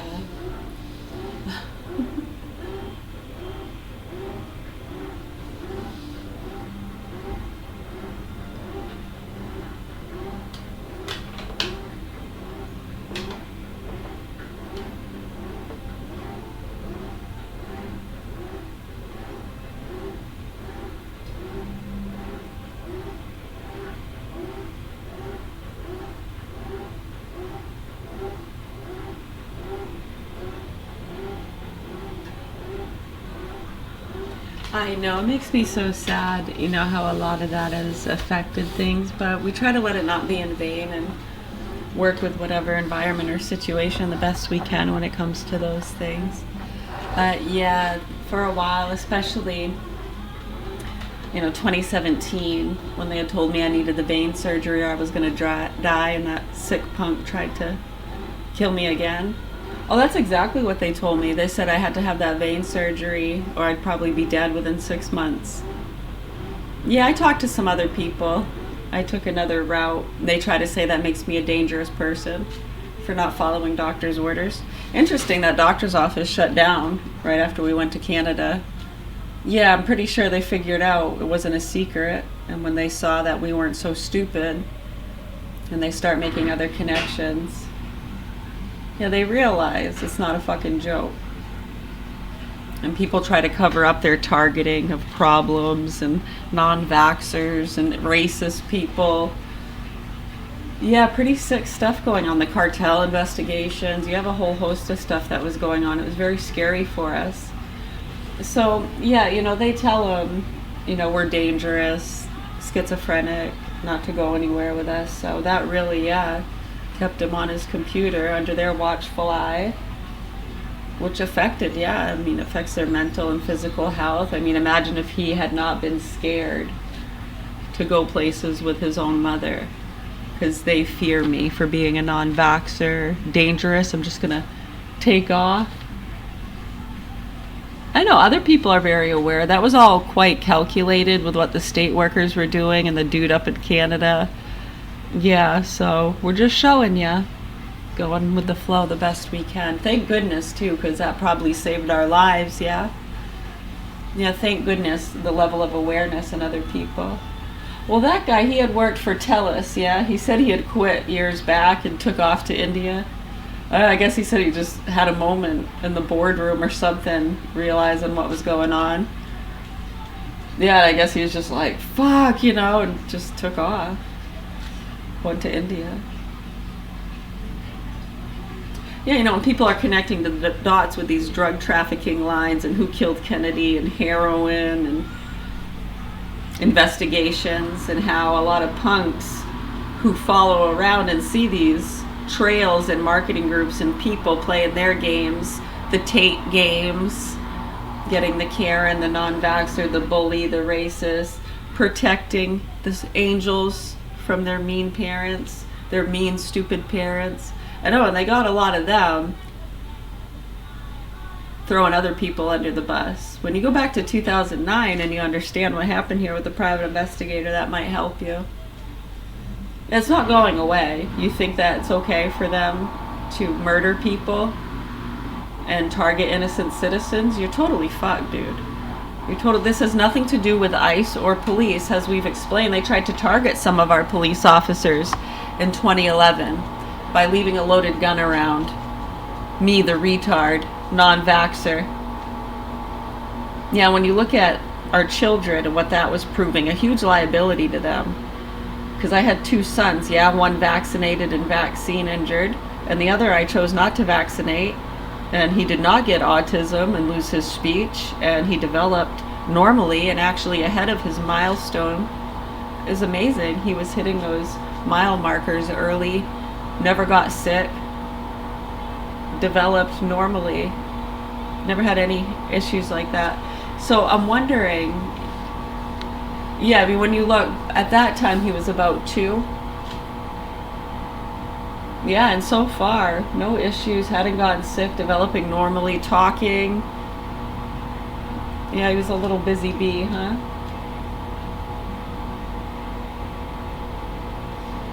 Right, so I think that's a threat to them, too. A lot of the specialists and Lyme doctors and people like that know what we're talking about. Naturopaths, holistic doctors, biofeedback specialists. They all know. They know exactly what we're talking about. They can do just as much as we can. And as you can see, they've been coming forward saying they're losing their licenses and getting targeted themselves. Some of them lose their minds and just go into gardening or something. Yeah, it's too stressful. Can't really blame them.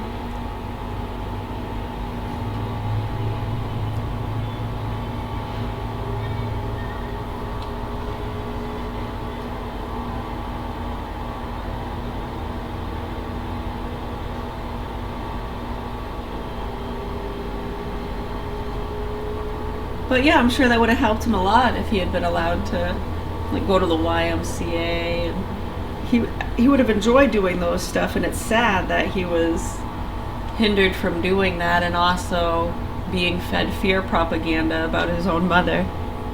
You sick, nasty people.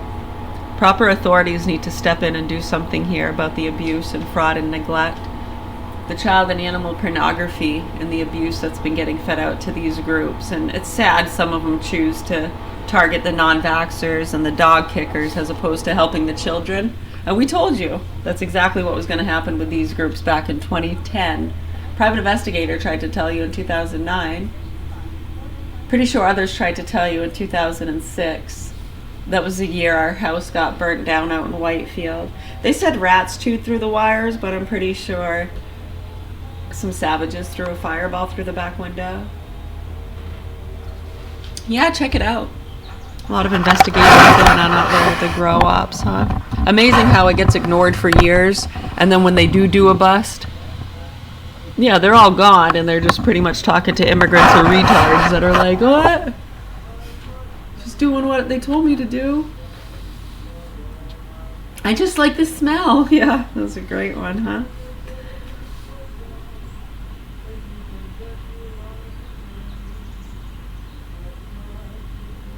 Yeah, it's all part and parcel. Take it with a grain of salt. We're right here and now, and we're concerned about the children and the proper authorities addressing these things and educating the public as to how they already got away with it and how that's connected to a lot of these groups.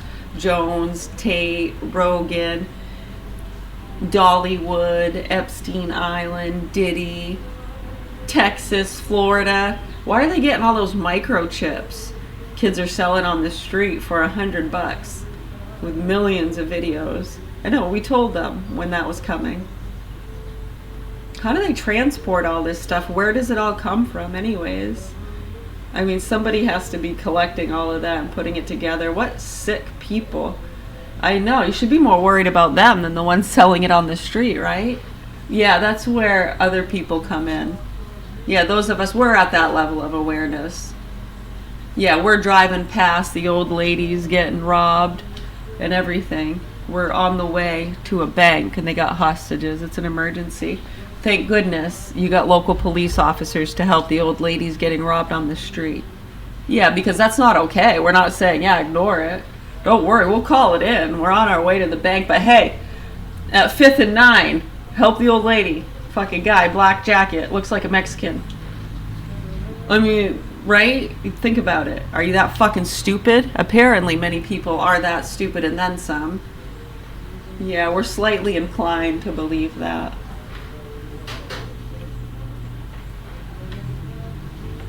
Yeah, right, so hopefully they do what they can to help these children. Cheers. We're just having some nice fresh water. Yeah, exactly. So you can help by speaking the truth. The things we were just talking about, addressing those issues. And when you see all those people within the news and these crowdfunded, they don't even talk about that stuff and they're promoting it and trying to push it on people. It's fucking disgusting and disturbing. They're pushing the fear propaganda, the prescription drugs, alcohol, racism, bigotry, hate and debate. Yeah, that's pretty much seems to be what's going on. It's really sad. It's really sad to see that happening here. Not just in Maine, but in other places, you know. What a disgrace. What a disrespect to the community, to the city, to the state, to the country, to the nation, to all of humanity. What a disgrace. You ungrateful, unappreciative, spoiled, nasty, entitled pieces of shit. Proper authorities need to step in and help these kids and report the facts here. You're welcome. Page 251. This is McGraw-Hill Publications in Psychology. I love this book. It says, this is one of my favorite books. It's really good. This was at St. Mary's General Hospital at one time, probably for a lot of the AA groups and mentally challenged.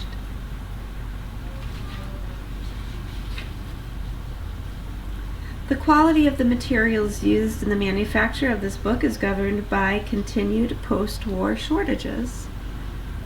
It's an interesting little excerpt in the bottom. I don't know if you can see it, sorry.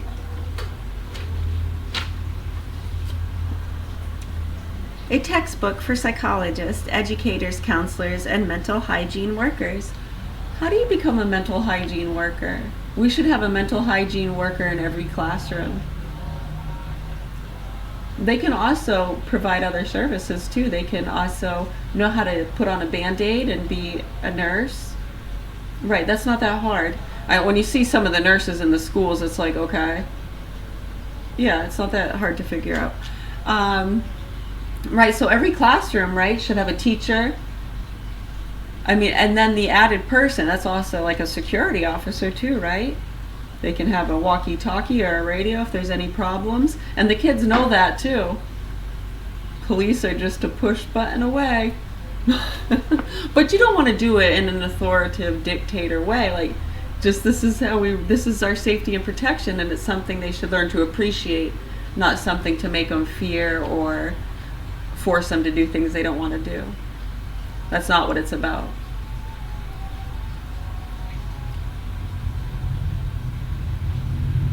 Right, but just in general, as opposed to telling them, if you're bad or you talk back to me, I'm pushing this button and the police are going to come teach you a lesson. It's pretty stupid, isn't it? Right, so how about no? See, these are our safety, security, surveillance measures that we have. We're so grateful to have these things. So if anybody gets hurt or starts to have anaphylactic shock because someone brought in some peanuts, don't worry, you won't be in trouble. This is just a call for help, just in case. Right? Somebody has a medical emergency, if you need help for anything.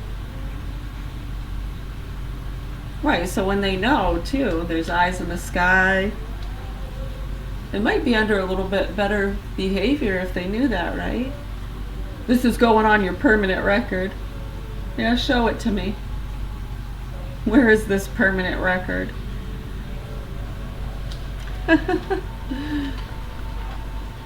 Isn't it funny? We all have a fingerprint, don't we?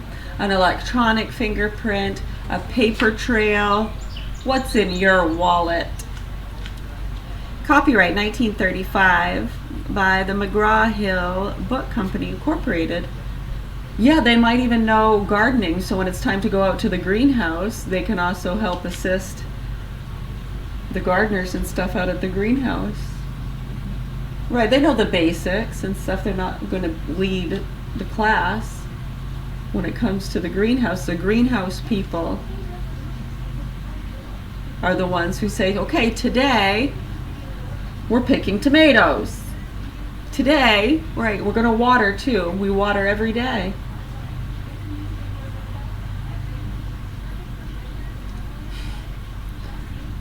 Do you water yourself? You see how the plants need water? I am not a tree. Fair enough.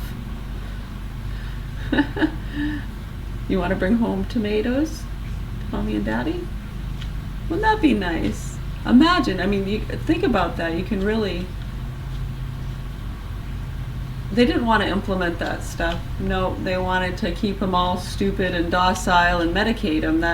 They don't profit from the greenhouse material and helping feed poor people. They don't profit from that. They profit from them being sick and getting arrested. Okay? Arrested, medicated, mental institution. I mean, those are your options pretty much. Appreciate it. Printed in the United States of America, all rights reserved. This book or parts thereof may not be reproduced in any form without permission of the publishers. Right, I mean, someone needs to work at the fast food restaurants, right, too. So the ones that make it through, they'll be grateful and glad they didn't wind up in jail or dead or in a mental institution. They'll take their medication and it'll help them not get locked up. And they're grateful to work at that fast food place. Holy smokes. Right, where you have this other world where they do everything they can to stay away from those things and target those people. in their stressed out worlds dealing with the public. It's so fucking stupid. So imagine if they had implemented those greenhouse programs and the job programs within the high schools. All those places would have employment through our high schools. Do you understand that? We're not trying to take jobs from the adults. Do you want to retire? Enjoy life? Go online, socialize, stay home, drink your whiskey? Let the kids do it. They want to. And then that way they know, great, now I'm not going to be stuck doing this kind of crap for the rest of my life. It gives them something to look forward to when they get out of high school, as opposed to being medicated and fucked with the whole time. Only to go out and to work with the public and to get fucked with more. Now they're really going to be stressed out once they get a taste of that. We've been in your rooms, you nasty fucking entitled spoiled brats, getting the Karens and non-vaxxers. I tell your mommy and daddy to pack up shop. We got your names and numbers, you nasty fucks. Proper authorities need to step up and help these children here. This is fucking disturbing. All right, we are reading from page 251 in our mental hygiene book. Look at this squirrel. He's eating.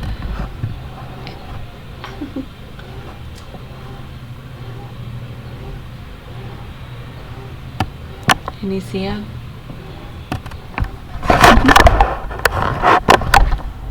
Get nice and fat so I can put you in some soup.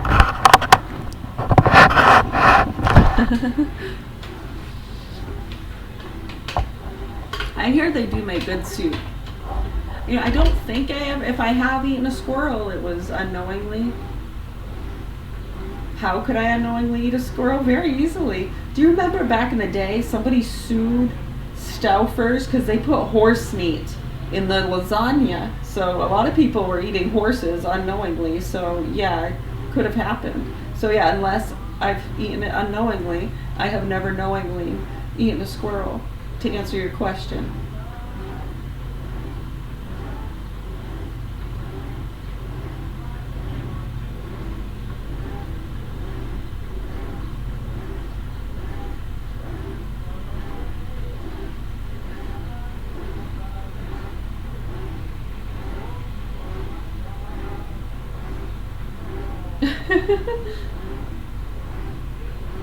So cute.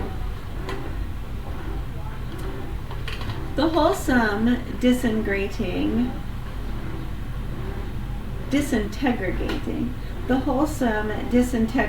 effect upon the personality resulting from dodging obligations, flatly refusing to face issues, simply ignoring them, or glibly denying their existence is too patent to require comment. What is the motive behind this type of behavior mechanism? It is a form of defense, adopted often deliberately, sometimes more or less fortuitously, as a protection against feelings of cowardice, inadequacy, fear to face life, or self-distrust. It is a device by means of which the subject believes he can successfully circumvent the necessity of making disagreeable efforts required for life's adjustments, can completely avoid performing hated tasks, and can satisfy his cravings for comfort and ease. I will reread the last sentence there. It is a device by means of which the subject believes he can successfully circumvent the necessity of making the disagreeable efforts required for life's adjustments, can completely avoid performing hated tasks, and can satisfy his cravings for comfort and ease. This dodge, often adopted because of earlier failures or lack of success, practically always constitutes an illusory haven of security that should be avoided at all costs. False senses of security. The mental mariner who charts his life course into this treacherous harbor of imaginary mental safety faces the certain loss of the respect of his fellow men and the probable shipwreck of his mental composure. Making light of difficulties. Nature of the mechanism, its values and evils. Many individuals are inclined to pass off their difficulties as jokes or trifles They banter about them, try to laugh them off, and treat them as if they were bagatellas. They do this on the assumption that they will appear less menacing and do less damage if they minimize them. Bagatellas be a good word for the day. They assume that this laissez-faire attitude will enable them to save their faces and bolster up their morale. Am I saying it right? Laissez dash F-A-I-R-E. Laissez-faire? Laissez-faire? They assume that this laissez-faire attitude will enable them to save their faces and bolster up their morale. The attitudes of non-chance, levity, and jocularity may occasionally prove valuable, and that the individual may be heartened to continue his struggles against heavy odds until the battle has been won or lost. Such attitudes may serve as buffers against excessive anxiety, and thus save the victims from consuming his energies in constant worry. By endangering a hopeful, optimistic, determined frame of mind, the victim may be able to overcome his defeatist attitude. This in itself will conduce to victory. The value of humor. In this connection, a few comments on the mental hygiene value of humor may be emplaced. Humor is one of the best forms of mental hygiene. The ability to perceive the humorous or seriocomic in minor, seriocomic, another word for the day, S-E-R-I-O-C-O-M-I-C, seriocomic, what a cool word. The ability to perceive the humorous or seriocomic in the minor of major tragedies of life, as well as in its humdrum occurrences, is no mean mental hygiene asset in this day. Is no mean mental hygiene asset in this day of stern, not to say grim realities. I have to reread this sentence. The ability to perceive the humorous or seriocomic in the minor or major tragedies of life, as well as in its humdrum occurrences, is no mean mental hygiene asset in this day of stern. Is no mean mental, M-E-A-N, mental hygiene, is no mean, it's no means of a mental hygiene asset in this day of stern, not to say realities. Got it. The ability to preserve one's sense of humor amid life's seething mental health insurance. Oh, I skipped a line. The ability to preserve one's sense of humor amid life's seething maelstorms.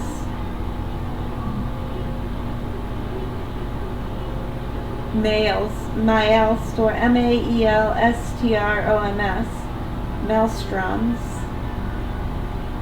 To preserve one's sense of humor amid life's seething maelstroms of toil and trouble constitutes an invaluable form of mental health insurance.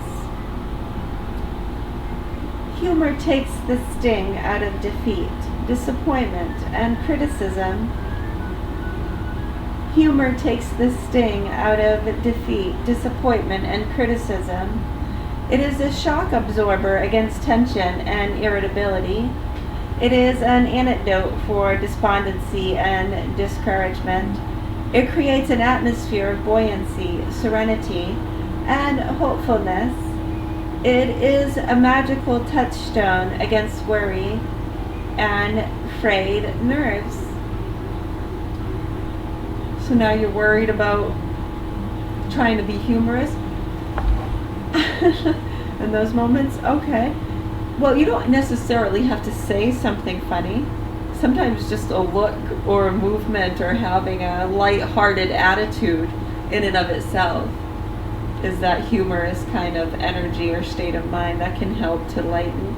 Right, if that's not there and then you get offended as opposed to being lighthearted and just laughing something off. What the hell did you say?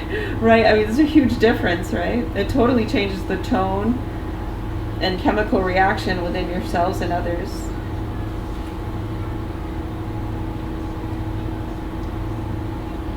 Right, no, exactly. And okay, against worry and frayed nerves.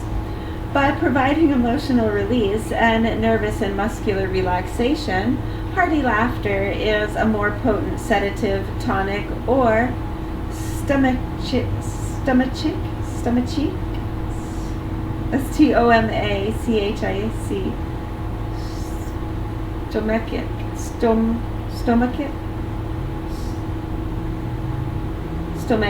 thank you. Wow.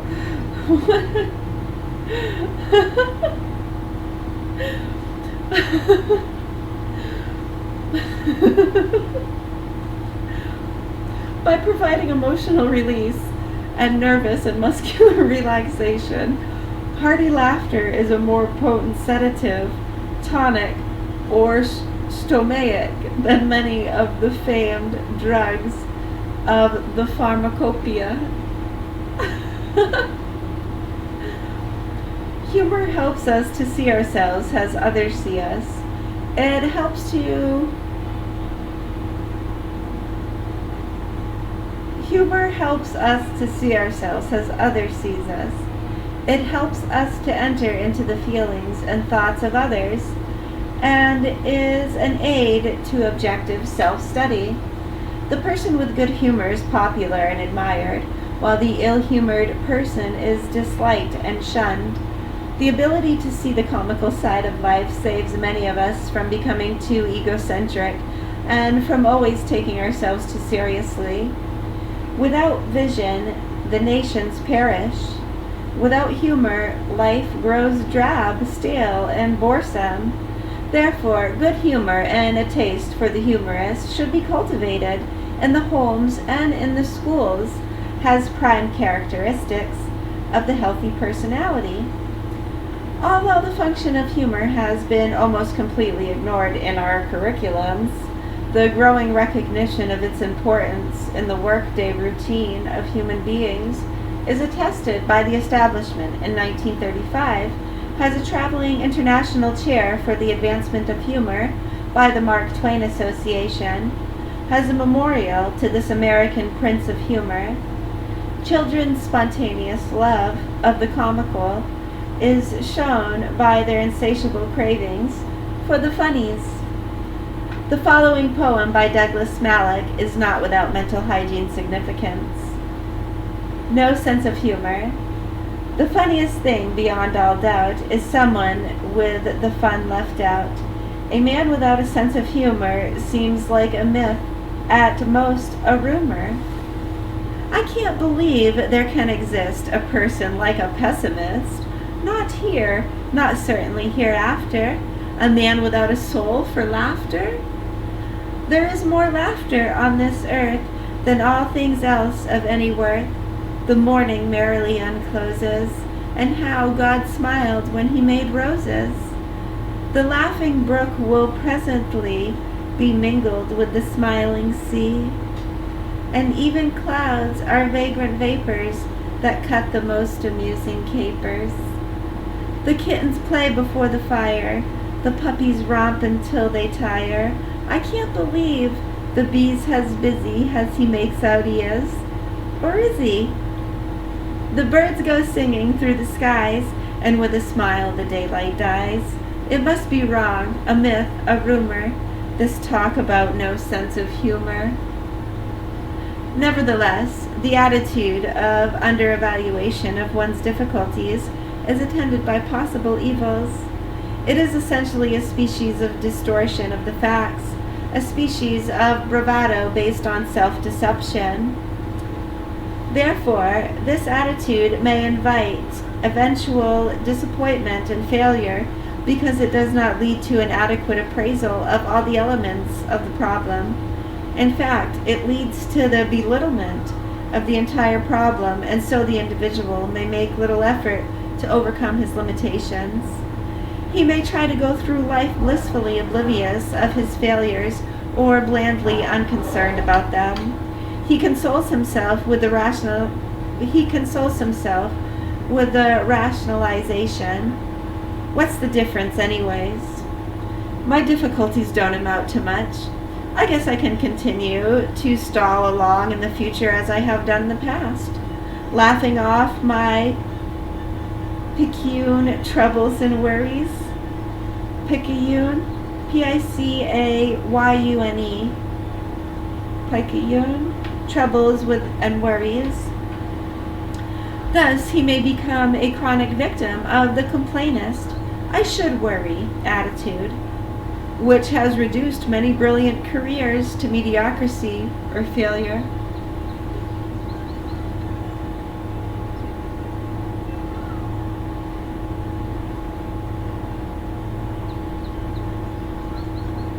The best way to surmount difficulties is to recognize them and to prepare for them by a candid evaluation of all the factors involved. This makes the development of a winning attitude. While some breaches or shortcomings may not be important, others are colossal, although the victim may use this dodge to persuade himself of their unimportance. This excuse mechanism probably supplies the justification for many deliberate homicides. Many murders no doubt minimize the gravity of their crimes. Murder to them is pretty much of a lark or a prank. Murder to them is pretty much of a lark or a prank. Perhaps it is because the popularity of this mechanism that divorces have become quite the vogue, especially in certain strata of society. 2 or 3 decades ago, the obtaining of a divorce was a great scandal, something to be hushed up and handled in secret. New divorces are so frequently chronicled in the press as to arouse only passing comment. Going through divorce has in fact some of the grand sport or publicity stunt in certain circles, especially in the gold digger class and among the denizens of filmdom who know how to combine chiseling and the quest for thrills. Some feel so little concern about making and breaking marriage vows that they might as well not be married at all. Right, so in our world, when we think of a marriage or a divorce, we're married to ourselves, married to your job, married to an idea. Are you married to alcohol? So when you divorce something, whether it be a habit or a chemical, I am divorcing my relationship with alcohol. It's really just transformed. Or the belief system, because before you drank to not think about your problems and you just wanted to drink to excess, and that always got you in trouble. Yeah. Right now that you're healed and more responsible, you have a new relationship with alcohol. You either abstain completely and you preach about abstaining, or maybe you drink casually now and you have a new relationship with it, and instead of drinking to get drunk, you're drinking to have a few sips and enjoy the little bit of relaxation. You know it's helping to thin your blood a little bit. It's good for circulation. That's beautiful. So it doesn't necessarily have to be a person.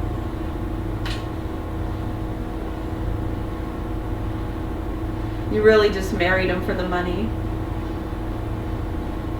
the reputation, the car. You're not really divorcing the person, are you? It's a lifestyle. You want to turn the page? Feel free, not have to walk around on those eggshells. For once in your life.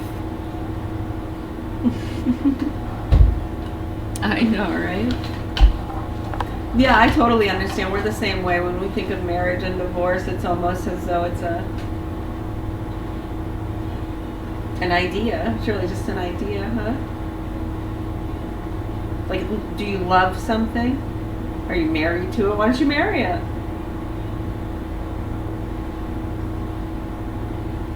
You know, I like doing breath work and breath exercises. Why don't you marry it? You know, I feel like I am in kind of a marriage with my breath. Yeah, I don't want to divorce my breath. But I am in acceptance that one day the breath will no longer be there, right, within me. I accept that. We all die.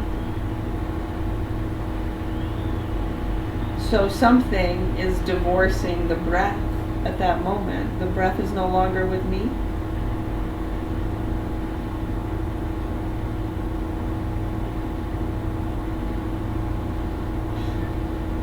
It's a little off kilter there. No, so I mean, I don't think you would be divorcing your breath. I'm talking about like the marriage to me doing breath work. I have a marriage with that. I enjoy it. I look forward to it. I understand what it does for me, and that there might be unknowns. How exciting, the wonder of it all. And learning about that nitrous oxide levels and breathing in through the nose.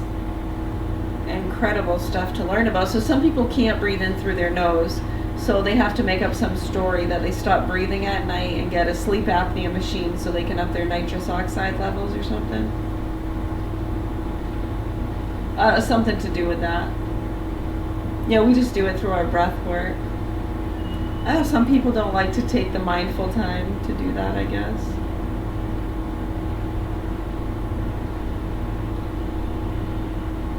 No, I mean, a lot of people, most people do stop breathing at night. Yeah, most people do. So to get that machine approved, I mean, they would just be approving it for everybody, right? Well, you have to ask for it. You have to say, you have to know the right things to say, and then get in for the testing about stop breathing at night. And then the doctor has to write it up as, yep, they stopped breathing enough times. Because everybody stops breathing a little bit, right? So they get, as long as they hit a certain amount of times that they stopped breathing in frames, then they get the machine for free. Those are pretty expensive, huh? Right, and the doctor picks and chooses, I believe. We've noticed that. Like, we've watched and seen. They'll write up machines for people that have less frames than those that they deny, because they don't think they deserve it. They're just a poor person. They're not going to use it right or understand its real value. Let them die. We've seen it firsthand, okay? Sick. People are sick how they abuse the system. It's just another thing to think about, and how these things can be abused, and why it's so important for us as human beings to speak up about these industries, and how our public school systems have been completely raped and attacked and victimized by sick, fucking nasty druggies and marketers and sluts. But it's okay, because our parents are racist. It's okay, because they're part of a cartel family. It's okay, because they're a non-vaxxer or they kicked a dog. You motherfuckers are done.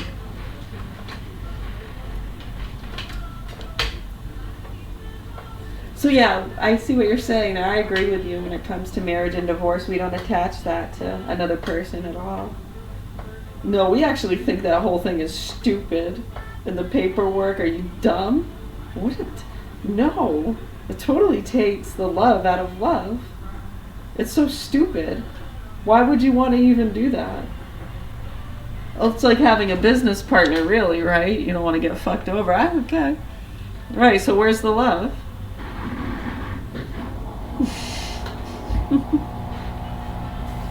You want to whistle while you work. You want to make sure you're in business and working with people that you like. I mean, you don't want to hire people that have fucked up belief systems or believe in ghosts and aliens and are childish, nasty, drug addict pieces of shit.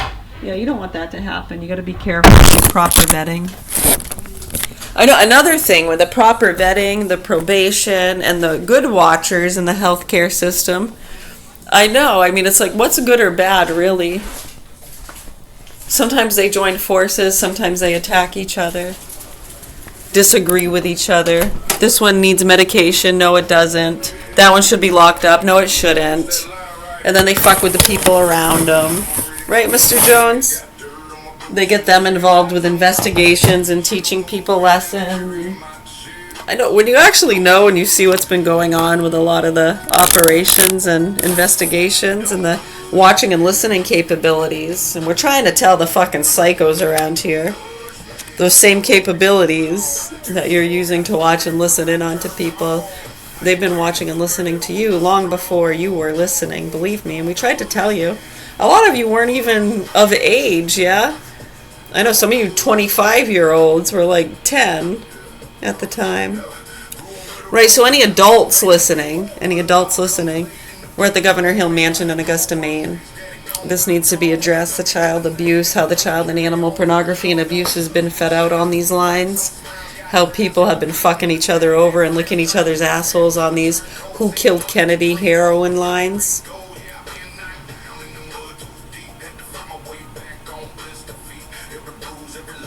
You're welcome.